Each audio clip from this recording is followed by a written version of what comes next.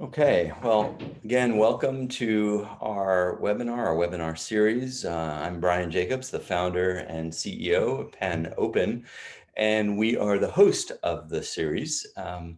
So panOpen is a courseware company that provides the tools and services that faculty and academic institutions use to adopt openly licensed educational materials, also known as open educational resources. The OER for those who might know the acronym. The combination of these tools and the openly licensed content improves equity of access by really dramatically lowering content costs. It also provides faculty great control over the classroom content in ways that are really only possible with an open license. Now, we're thrilled today to have Dr. Dana Fisher lead us through a discussion of a critical topic of our time, the profound challenges of climate change and the public discourse about it, from the perspective of a preeminent environmental sociologist. Her presentation has had me thinking about the is-ought distinction first introduced by Scottish philosopher David Hume. The idea is that for purposes of coherent inquiry, one needs to separate the world as it is to us from the way we would like to experience it. Social scientists have adopted this is-ought distinction as one of fact versus value. That is, the information that we have about the world versus the values that we confer on that information. One might say today that scientific inquiry can never be entirely value-free, but it's worth bearing in mind these kinds of distinctions, I think, when considering our current climate crisis. When there is virtually unanimous agreement among the world's climate scientists, the general facts about our collective hurtling toward environmental ruin are no longer legitimately in dispute. There are not two sets of facts about this. There is not two kinds of is. But there does remain the ought, the value that we place on these circumstances. For example, what is the responsibility of one generation to the next? How ought we think about the relationship between economic well-being and environmental sustainability? How is that best navigated, and what supporting values do we draw on to make our claims, and so forth? It's not the facts of a warming globe, but our values and the actions based upon them that will determine the fate of a generation that includes those who are now in college. The pandemic may have temporarily reduced the speed of these changes, but it has also engendered new disquiet and uncertainty economically, politically, and of course, physiologically.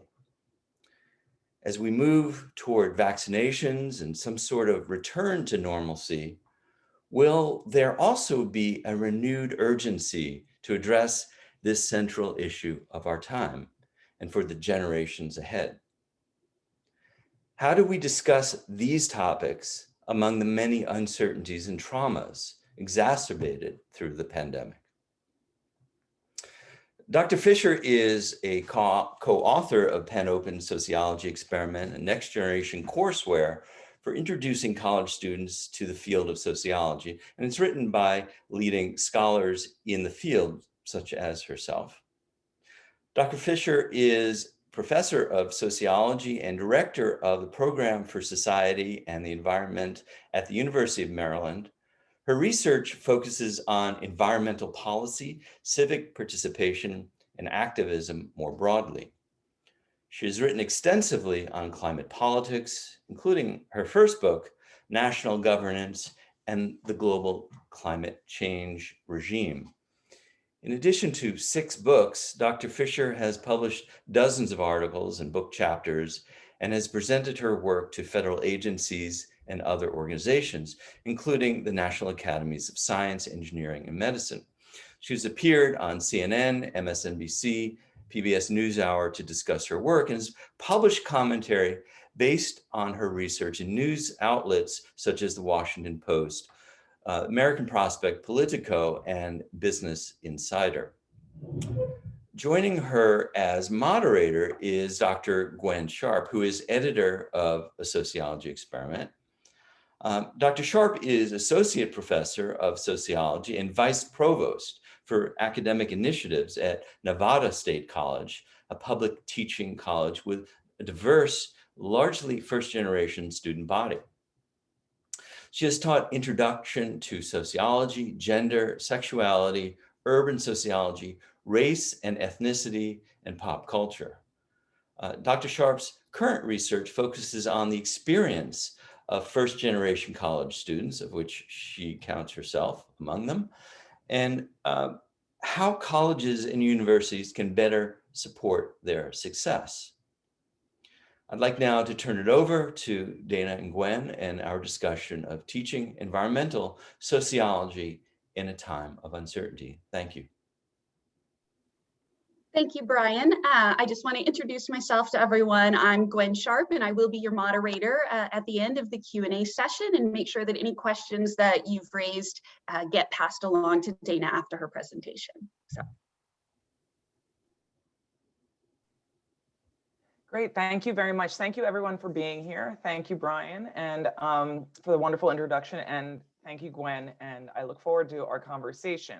What I put together today is a brief overview of, a whirlwind trip through the field of environmental sociology, specifically thinking about how to study the relationship between society and the environment and teach about it in a time of crisis or a time of uncertainty. So the main questions that the field aims to answer, and we talk extensively about in our chapter in A Sociology Experiment.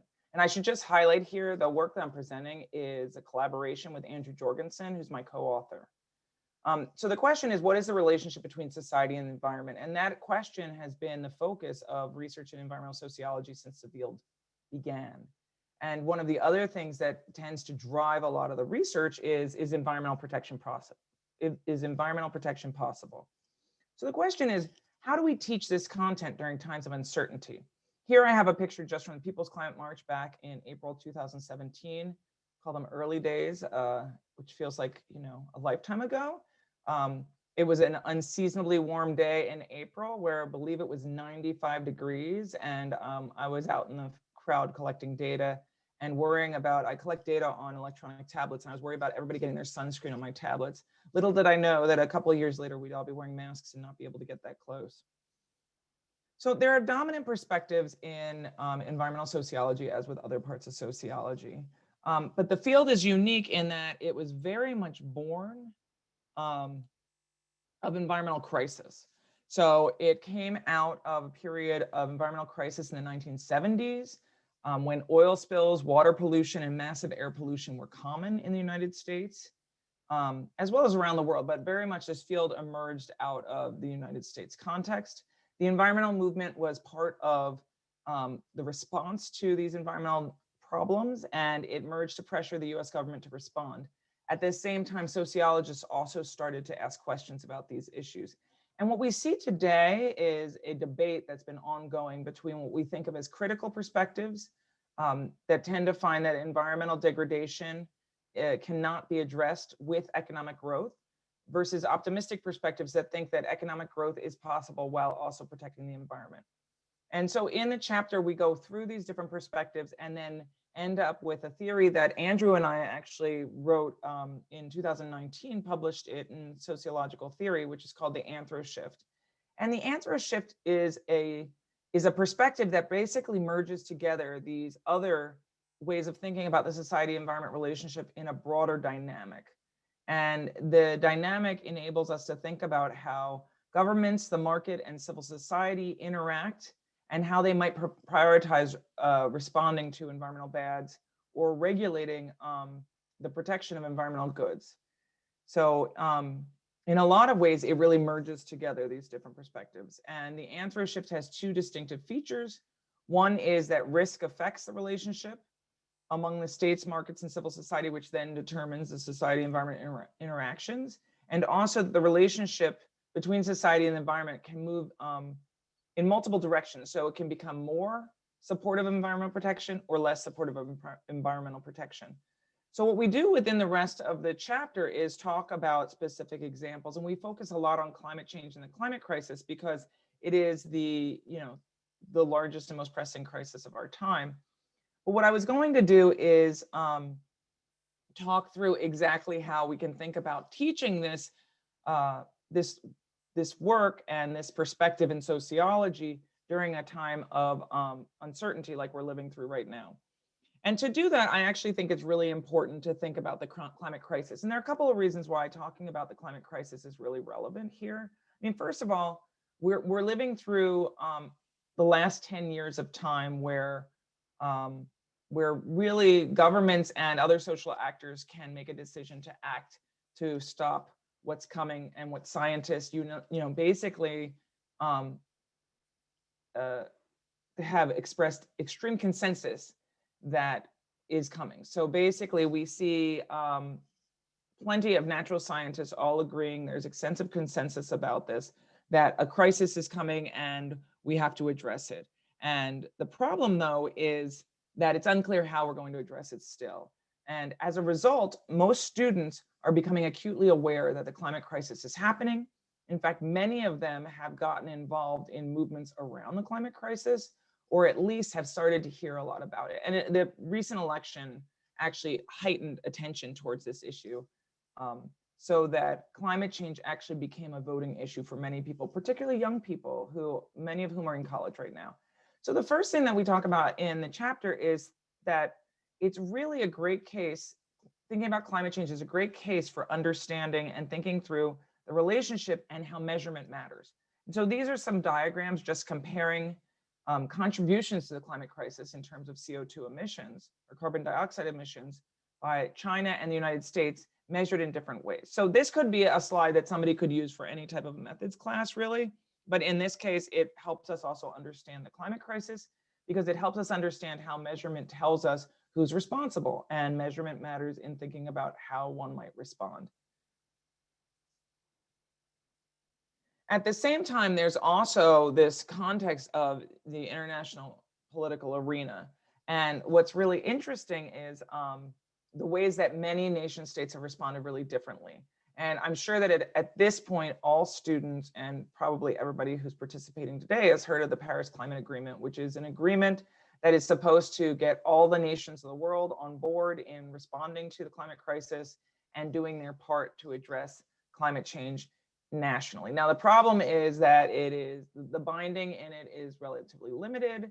And as you know, the United States was the only country to pull out of the Paris Climate Agreement at the beginning of the Trump administration, but we're now back in on the first day of the Biden administration. Joe Biden signed back up to join the Paris Climate Agreement. Nonetheless, at this point, here's a map, of climate policies in nation states, comparing them in terms of emissions, and comparing them in terms of renewable energy as well as energy use. Now, the data here are from 2018, so they're somewhat old. At the same time, policies haven't actually changed in the United States much, so we're still for sure red. The thing that I think is worth noting here is that there's a lot of variation across countries, but at the same time, there's not so much green. And even if the Biden administration is able to start moving quickly on climate, the idea that we'll move beyond yellow in the near future is hard to understand, or hard to believe is possible. But what it gives us a sense here is the way to think through where the United States fits in terms of international climate politics, in terms particularly thinking through our policies as well as our energy use. At the same time, we also talk in our chapter about US climate politics particularly, right? So not this international comparative perspective, but rather thinking about what's happening in the United States. Okay, so this is a figure I have from the Trump campaign from 2016. Now that we have President Biden in office, he ran with a very progressive climate policy agenda. And I'm planning on updating our chapter based on what actually is done. So far, we don't know what's going to be done, but we do know that he's assembling his administration to be the most progressive we've ever seen on climate policy. So I expect we're going to be seeing a lot of really hopeful measures coming out of there. But at the same time, we also can see a recent past of climate denialism right out of the White House. At the same time, here's a map that was drawn by Americans for Progress based on last session of the US Congress, showing all of the representatives who take a denialist perspective. And this is basically an anti-science and climate denial perspective. What's very interesting that we didn't imagine when we wrote the chapter is the way that climate denial actually is linked very specifically with COVID denial in terms of thinking about resistance to mask mandates, as well as measures to address the pandemic. So you can see there's a lot of red here in the United States. At the same time, the bottom diagram shows us registered voters' opinions through April 2020 in terms of thinking about whether or not global warming is happening.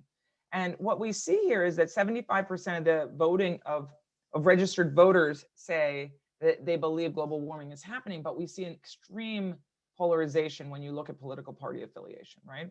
Only 47% of these are conservative Republicans support that or believe that climate change is happening or global warming is happening. And I actually was looking for data that was comparable like this just today. There aren't really good diagrams that are over time yet out, but I can tell you that 47% of Trump supporters also say that they don't believe climate change is happening. So you can imagine that that's pretty well associated with conservative Republicans.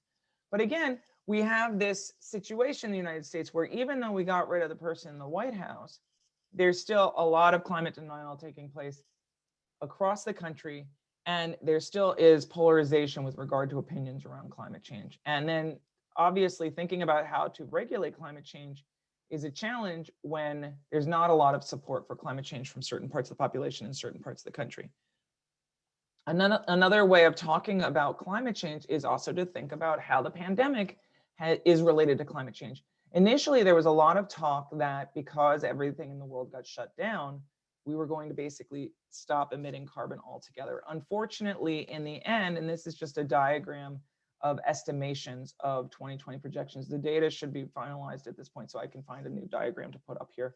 But this diagram just gives you a sense of how CO2 emissions were faring globally, across the OECD, based on because of COVID, right? And so we see that emissions were down somewhat, but it looks like it's still not very substantial. And more importantly, more recent research has said that emissions were actually ended up being up because so many people were inside their houses using more energy, using more technology to connect. So a lot of these ways of thinking about climate change and thinking about the risks associated with climate change as well as COVID go hand in hand and are really useful ways of thinking through how young people particularly, as well as our students, are thinking through and trying to understand the climate crisis. Another thing that we talk about in the book is this notion of disproportionality, which has gotten a lot of attention in recent years in environmental sociology. Disproportionality specifically focuses on the extreme polluters, or what my colleague in his new book, Andrew Jorgensen, in his new book, called hyperpolluters, which is hard to say, hyperpolluters. And hyperpolluters are basically the most extreme polluters. But this whole case of thinking about hyperpolluters, which is basically when you look at a field, there's only the extreme cases that are contributing the majority of the pollution, gives us a lot of reason why we have to think not just about the importance of getting policies passed through the government, but also about implementation and how all social actors are responding to environmental crisis. Because in a lot of ways, without understanding implementation and enforcement, we miss a lot of the conversation, because so many of these hyperpolluters are actually polluting because there are rules on the books, but they're not actually being enforced. At the same time, there has been this growth in climate movement since 2017, and most of it, well, it was started, as probably all of you know, by Greta Thunberg, who decided to sit down and skip school on Fridays outside of the parliament in Stockholm, starting in summer 2018. One of the things you may not know is that Greta Thunberg was actually inspired to skip school and start Fridays for Future because she had seen the way that the school strike here in the United States responded to the Parkland school shooting and was inspired to do something similar. So she started this school striking for climate. And what's really interesting is that thanks to her connection with a lot of other people who could help her get the word out and her usage of social media, the number of young people who got involved, as well as people generally who got involved in this movement over the past few years is remarkable. And so these are just diagrams actually from a recent paper that I published looking at the number of countries where people were participating in school strikes, as well as the number of individuals participating. Over 7 million people participated in the school strike that happened globally in September 2019. Now, since then, due to COVID, the movement has shifted its focus, and the tactic of school striking has gone down quite substantially because many young people have chosen not to participate in in-person strikes. But at the same time, this is one way to think about how young people can respond to the movement, respond to the climate crisis. One way they've done that is by getting involved in the movement. But one of the other questions is thinking through what the movement or how the movement matters and in what ways will it matter. And one of the things that we talk about is how the movement provides, a collective identity for young people and other activists to channel their energy and enthusiasm into the climate crisis. And then we know from research that then their participation will lead to other forms of participation and other ways of getting involved. In terms of thinking about the effect of this engagement, one of the things that's an interesting conversation to have with students is the degree to which movements matter in terms of direct effects on climate change, for example. If you ask any of these young people, you see Greta is in the middle, and a number of the other most well-known and notable climate strikers are here in this picture. If you ask them the effect that their actual striking on climate change in terms of looking at carbon dioxide emissions, what they think it would be, even these activists recognize that it's a really indirect relationship. And what we really need to start thinking about and talking with students about as a way of starting to think through solutions is how to understand why activism matters and what activism can actually do to move towards social change, both individual social change, but also thinking about social change through business behavior as well as through government activities. So finally, I want to wrap up so we have a lot of time for conversation. When we think about teaching during times of uncertainty, I tend to focus on a couple of main points here. I focus on making what I say relevant and connect it to current events. I find that it's a really good way of getting students involved in conversations about the content. And when we think about environmental sociology, there are lots of opportunities to connect. We did a lot of work around the primaries last year, right before the world shut down. There was a lot of conversation about the ways that the primaries were telling us about different people running for office and how they might actually respond to the climate crisis. So my students got really excited about that. But another thing, especially during a time of uncertainty and pandemic, we need to think about how we can conduct assessments along the way to keep students engaged and keep, let ourselves be aware of how students are actually paying attention. And finally, embed responsiveness and flexibility into the course. And one of the things that I've done since I've been teaching on Zoom ever since a year ago right now, and I'm sure many of you have been as well, is trying to figure out where my students are and what their focus is and think about the uncertainties in their lives beyond the environment, but also around the climate crisis to try to be flexible and responsive to what they're needing. So with that, I'm going to move us to a Q&A and let Gwen take over the conversation. So really quickly, Dana, could you move to the slide that has all the contact information on it? There we go. So I just want to let everyone know, first of all, thanks for being here. And we have our contact information here for several of us. If you have any questions about this particular chapter or the courseware, we are happy to get back to you about adopting a social experiment through Paradigm and panOpen. I did want to also let everyone know the chat has been disabled, so submit your questions through the Q&A option that's at the bottom of your screen. Brian, I see you have your hand up, so did you have a question real quick?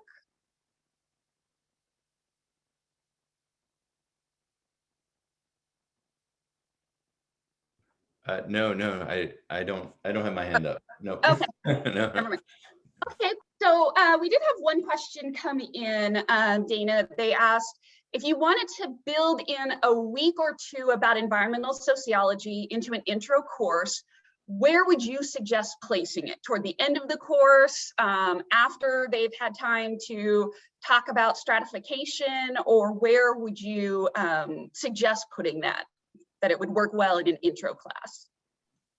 Thank you for the question, Janelle. I think that's a great question. I think that in general, since environmental sociology is a relatively late subfield in sociology, it builds directly on lots of other sociological work. So I do think putting it later in the class means that you'll be able to connect it very easily to these other ideas in strat, in kind of theory, because a lot of the work builds on, the main sociological theories. There's a lot of ecological Marxism in there as well. So, I think that would be really useful, and it would also enable you to think about stratification when thinking about, for example, like the climate crisis, because there's lots of ways to talk about it. We also talk in the chapter about environmental justice and environmental inequity. I just focused here on the climate crisis for my talk today. Okay. And could you talk a little bit about, when people often talk about trying to reduce the future effects of climate change or improving the way we interact with the environment, which do you think is more important? Focusing on trying to get people to adopt new philosophies and moralities, or focusing on new technologies and scientific solutions that might allow people to continue sort of the lifestyles we have, but with reduced impacts from them?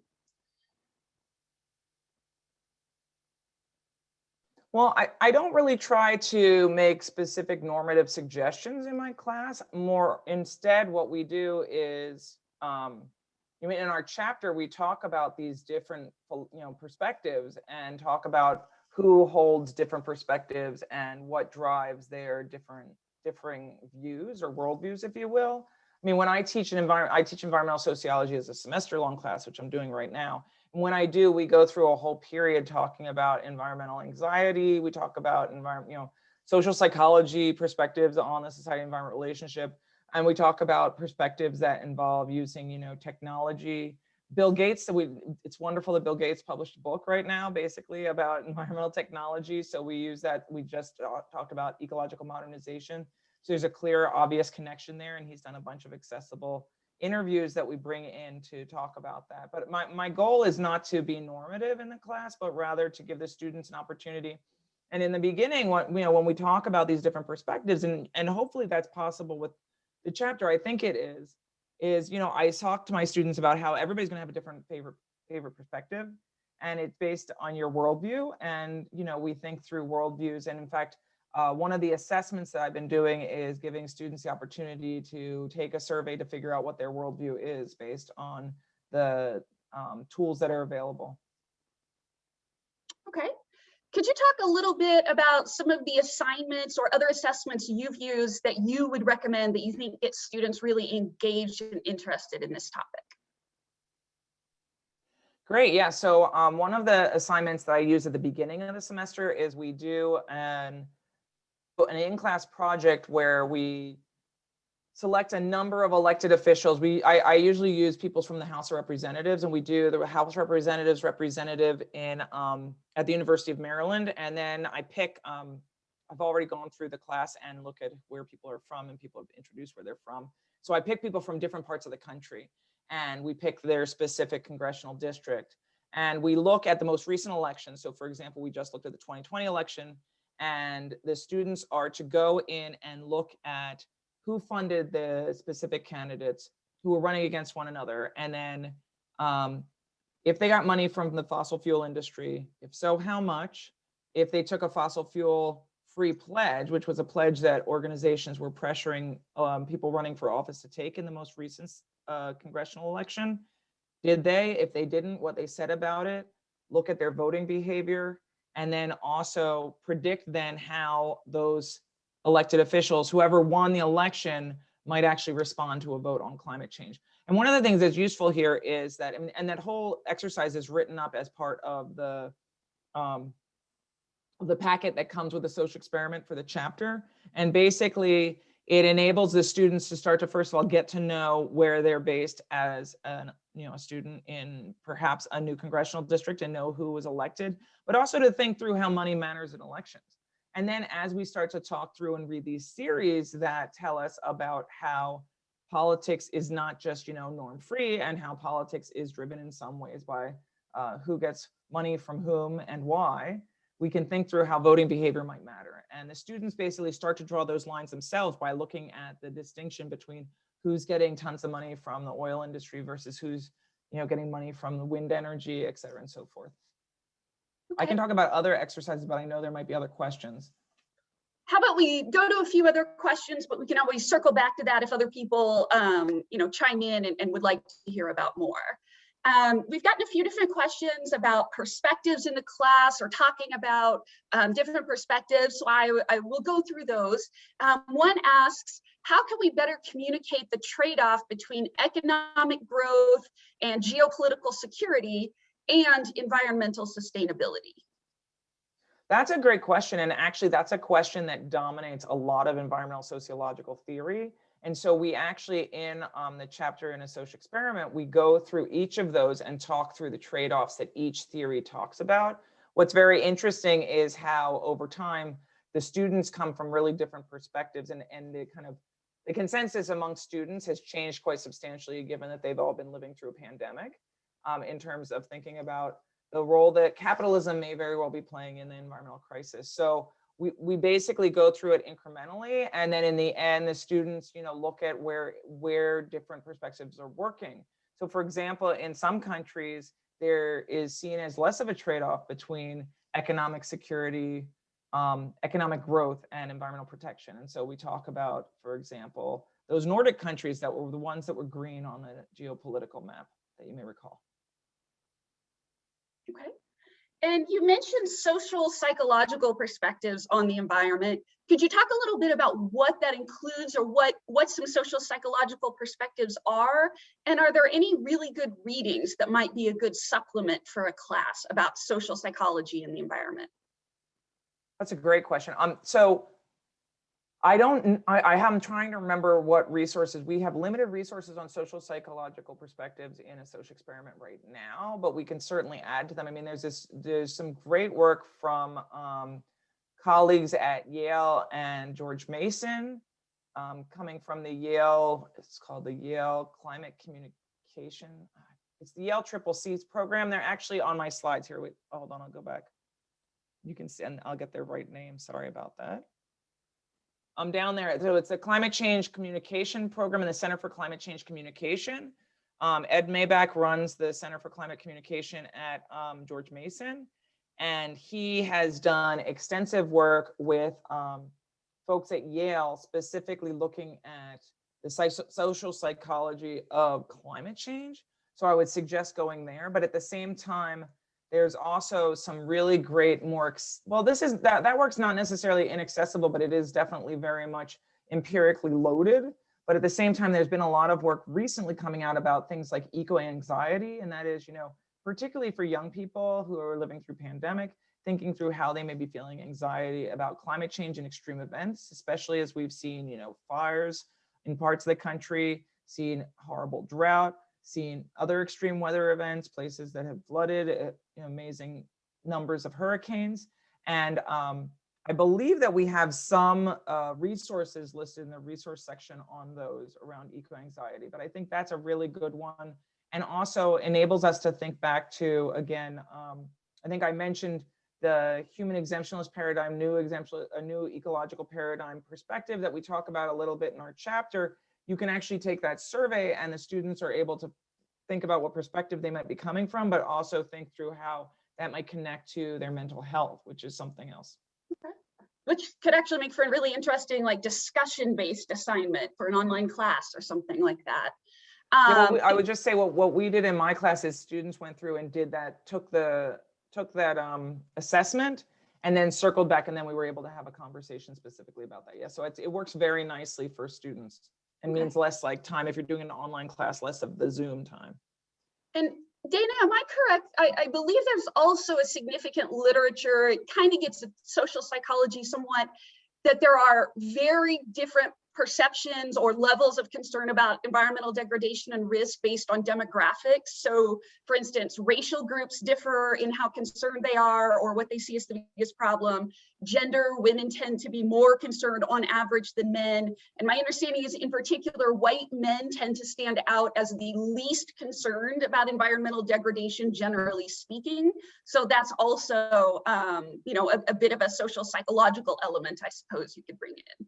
Definitely. I mean, and that also currently maps very well with, if you look at people's political ideology and their perspectives on science. Okay.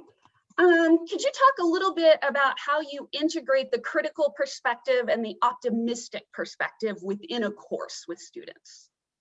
Well, so when I do it in a course, a whole semester course, which is what I'm teaching right now, we basically, the first half of the semester is going through the different perspectives. So we go through a day on each of the perspectives, a day on each of the critical perspectives. We talk about the commonalities among them.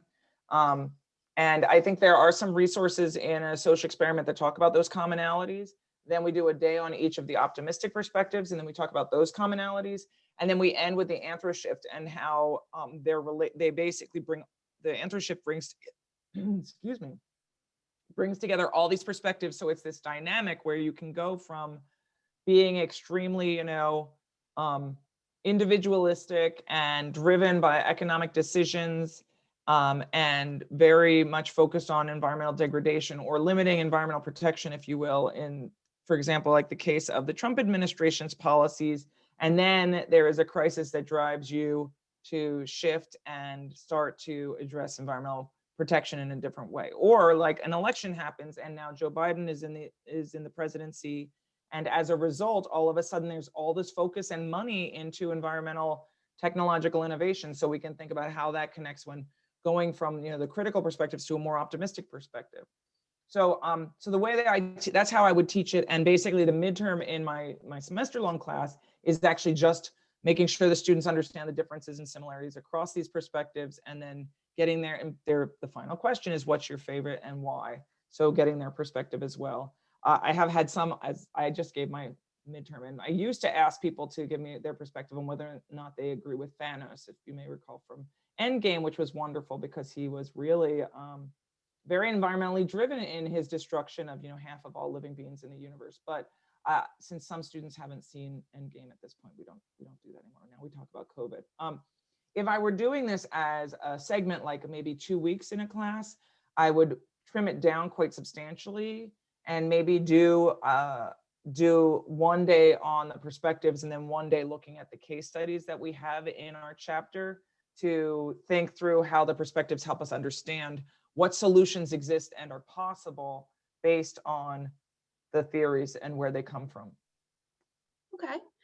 And how do you deal with the super skeptics who seem impervious to data because they have ideological commitments or identity commitments that contradict that information? That is the hardest question. What I really do is I just throw data at them, and I try then to have conversation, which asks those students then to also reflect on their own personal experience to see if they observe it. And one of the things we talk about in our chapter is we have a number of exercises that I also use in my class to get the students to reflect themselves. We have a risk exercise, which we do around when they read Reflexive Modernization, which is focused specifically on risk, where the students actually go through and list and look up all of their personal products that they use and see the degree to which they're seen as being dangerous and the number of toxic chemicals that are in the different personal products they use, from toothpaste to deodorant, et cetera, and so forth. We had a very interesting conversation of deodorant when we did that. This time we also have students, I also have students do a personal energy assessment and then calculate their energy consumption in terms of their carbon footprint and compare it globally, so they can get a sense of that. So basically, if we're dealing with skeptics, they may, I may not be able to change their perspective on whether or not things are happening, but at least by looking at data and then doing a personal assessment of risk that they expose themselves to, they could just decide they don't care, but they at least will see their risks based on verified information coming from the US government, or energy that they're consuming. So they may not care again, but at least comparing themselves to other people around the world. it might help them reflect a little more. And so that's the way I approach it. Okay. And I would just add, I come from a family where there are a lot of super skeptics, very rural family. But one area that for me has sometimes been successful is they are hunters and fishers, and starting to talk about impacts on wildlife, which is something that is important to their identities. And that element, we're not talking about saving elephants somewhere they'll never see. We're talking about animals that they have seen decline in their own, local region, has sometimes been a successful way to at least open up a conversation that there might be effects of climate change that are real and are impacting things they do actually care about, even if the things that I'm thinking about, more might not resonate with them. So. Yeah, no, that's a great idea. I mean, one of the other things I do is when I have students coming from parts of the country that have been experiencing crisis. So for example, I had students who had to get evacuated because of the fires out in California last year, or students who had to evacuate because of different superstorms that were coming. We had people who lived in the areas that were hit hard by, Sandy, for example. We talk about the experiences, and the students get to reflect there, so other students also learn from that as well. Okay. Are there any fiction books you suggest that you might assign as a semester to complement the scholarly sources to talk about these kind of issues? So I used to assign a book called Ecotopia, which is super 70s, but is awesome, and was one that I think that I had a discussion at one of our sociological meetings with a bunch of environmental sociologists, and we were all talking about different literature, and I reviewed, and that was my favorite. It basically is an alternative world where the Pacific Northwest is seceded from the United States and closed off all communication, and this guy from the New York Times goes in to check out the hinterlands of Ecotopia. The new country is called Ecotopia. And it's wonderful, and it was always, well, I always assign it for the first week of classes. But unfortunately, the book is out of print, and it was impossible for my students to get. So I actually personally pivoted to movies. And recently, I've had my students watch Geostorm, which is a relatively terrible film, but is all about how technology was used to create a fictional network of satellites that could control the weather, basically. Which it seems kind of crazy. When the movie came out, it definitely seemed crazy. It seems still kind of wacky if you see it and you see the technology they're using. However, they're currently discussing right now using technology outside of Earth so that we can block some of the solar radiation to address climate change. So in a lot of ways, it gives you the opportunity to start to think about kind of the way that technological innovation can work and how technology can fight back. So that's the way that I've done it, but there are some other newer books, and I have to just review them to see which ones. What I try to do is pick books that have good themes that overlap with some of the reading, so that we are able to pull apart the perspectives using the fictional content. Maybe we could start a Twitter thread where we might have people even just suggest books of fiction that they've found to be really useful for talking about this. I know I recently read Octavia Butler's The Parable of the Sower series, but even if you just assigned the first book, it really, I think, it's kind of a post-apocalyptic world in California where there's a lot of different issues going on, but part of it is lack of water, lots of fires, extreme stratification, and that might be one that would resonate well with students currently. And also, has a very diverse set of people in it that might allow students to see themselves. Oh no, that's a great idea. I would love that idea of just thinking through what would be good books. Okay, I will work with you on that one. You talked a little bit about international comparisons. Are there any countries, in other areas of the world that you feel like have introduced environmental policies that could really be a good model, or that just contrast, really significantly with what the US has been doing? That's a great question. That's why I look like I'm frozen. I'm not really frozen. I mean, so what I frequently do, so I do a lot of work with Nordic countries, and the Nordic countries, as you may recall from that image, were green, right? And so everybody talks about how great they are and how they have this amazing standard of living, but they also have a small ecological footprint. And one of the reasons they do that is that Nordic countries for example, like Norway, for example, right now is doing this huge shift to incentivize all of the population to basically move to electric vehicles, so that it's become, they're taxing anybody who buys a fossil fuel based vehicle, so that it's much more expensive to buy any fossil fuel based vehicle over like a Tesla or something that's electric.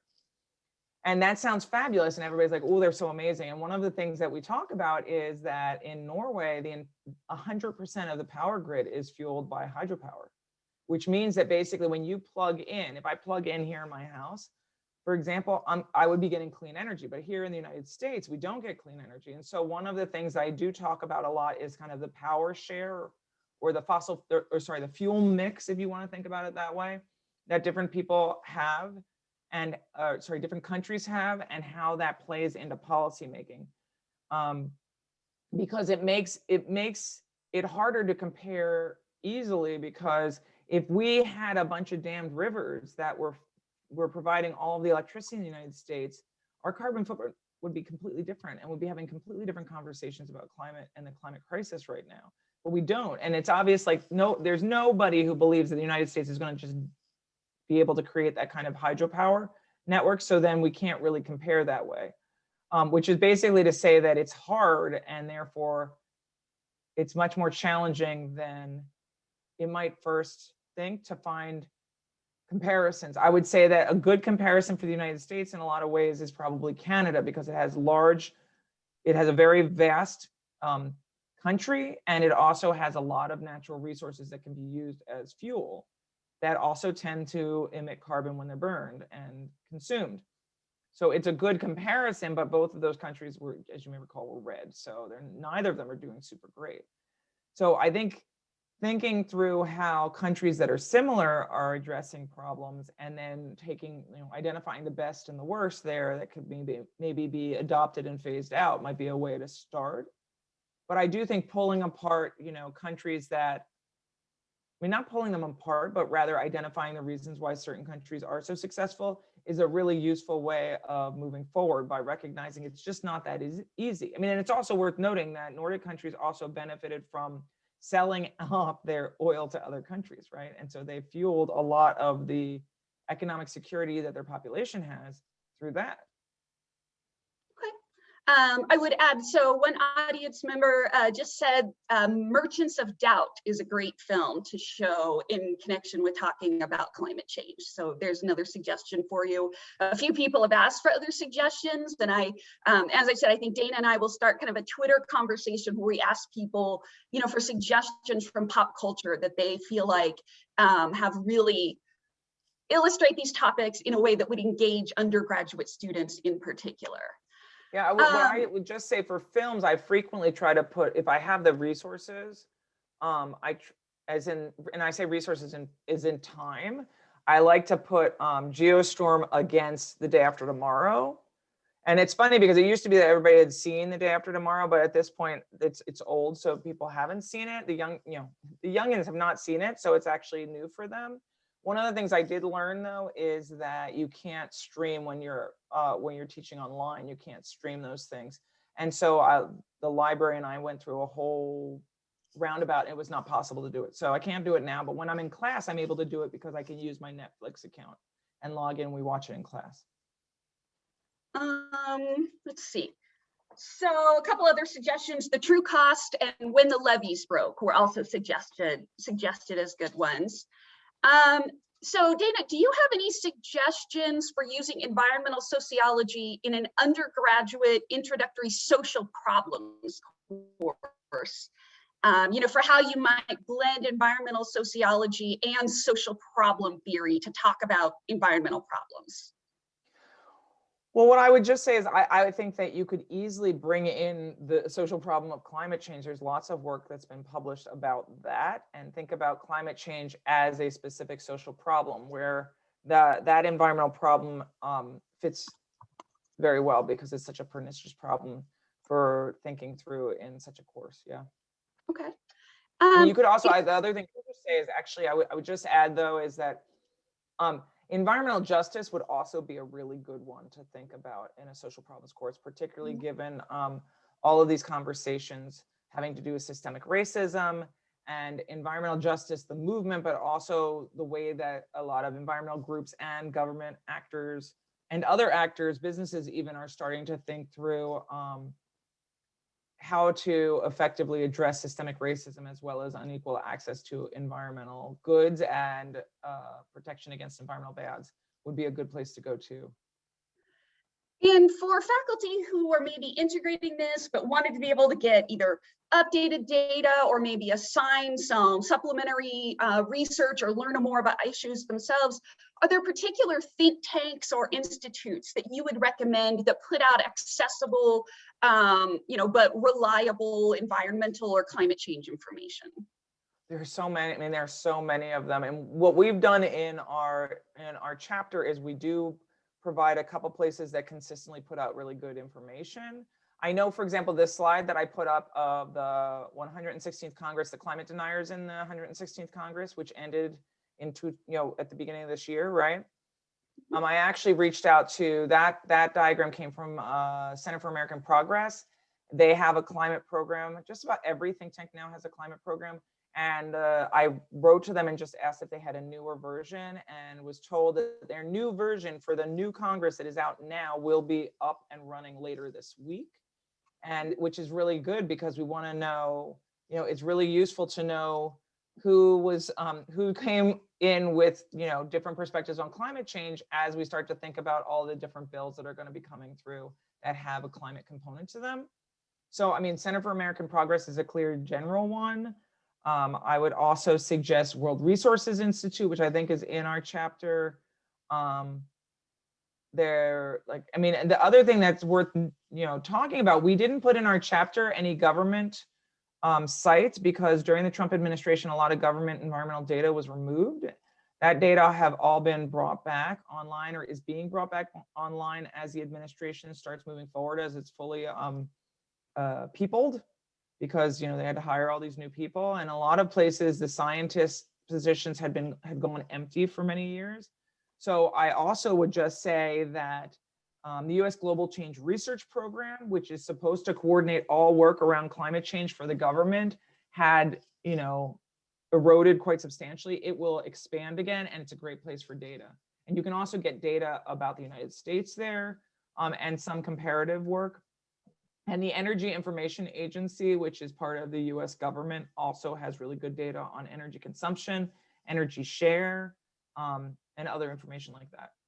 Okay. And if people, are interested and didn't get all that down, if you email me or Dana, we can get that information to you.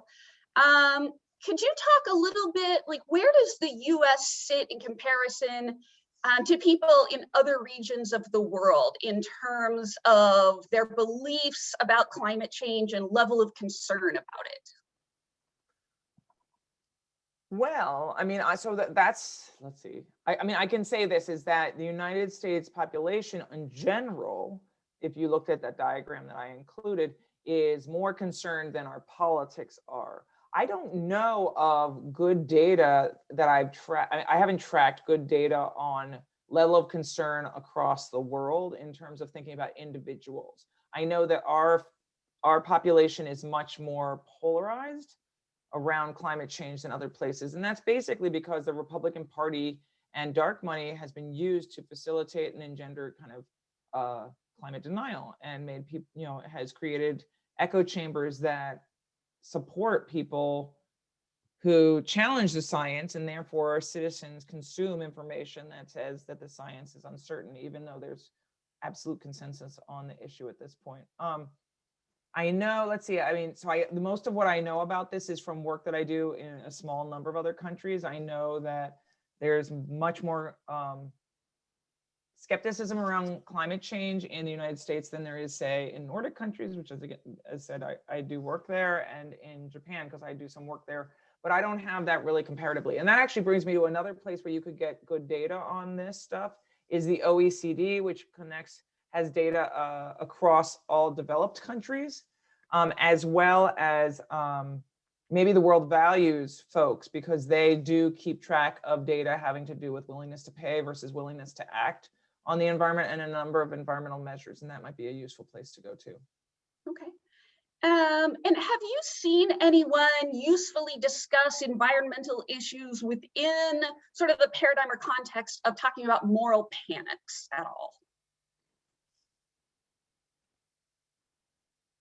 Not specifically using the term moral panics and then talking about the environment. No. Okay. I do wonder, I mean, I don't know that it's been done, but the kind of discussions about like nuclear energy and where it might fit into an energy portfolio, I suppose it's possible someone might someday frame that, you know, in terms of moral panics about nuclear waste in comparison to the damage of carbon fossil fuels. But yeah, I don't think I've seen that either. Yeah, I mean, right now, you're completely right, Gwen, but right now, the big conversation is about whether or not the US should be marketing nuclear power plants that go on the back of trucks. So, which could very well lead to reasons for us to have moral panic, no doubt. But I can tell you that's the big conversation that people have been having right now. One of our listeners did say Carrie Norgard at University of Oregon has some good research on the culture of climate denial that might be interesting to some people. Yeah, we cited we cited a bunch in our chapter, and I always teach her book. Her book is great. Okay. I think we're coming to the end. That's all of the questions I've seen. Dana, is there just anything else you would like to mention or bring up that we haven't got to yet?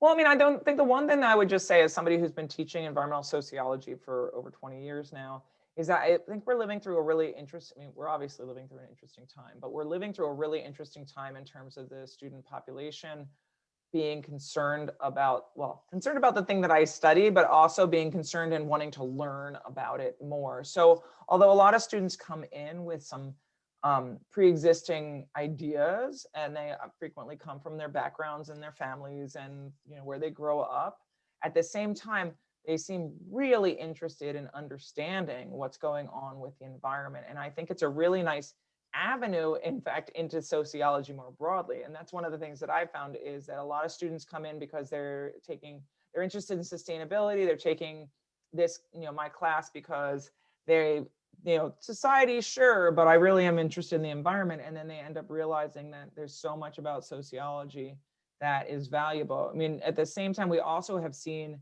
lots of people out in the real world who have spoken about how dealing with the issue of climate change is very much a social issue. I mean, there's no question in my mind or in most people's mind that there's no way to get to the other side of the climate change, the climate crisis without addressing it socially. And so that's where we sociologists come in. So it's a great tool for thinking through a pernicious problem that has no obvious and easy answer, because then you all of a sudden have all the social actors and social structures blocking and facilitating different, you know, trajectories. So I would just say that I think it's a great time to be studying it, although scary as well. Okay. Well, thank you both. I mean, this is really fascinating and critically important, thoughtful discussion. Thank you, Dana, for leading us on that, and Gwen for, you know, moderating so well. Thank you both. I hope everybody listening in found that useful, hopeful as well as we go forward. Thank you again.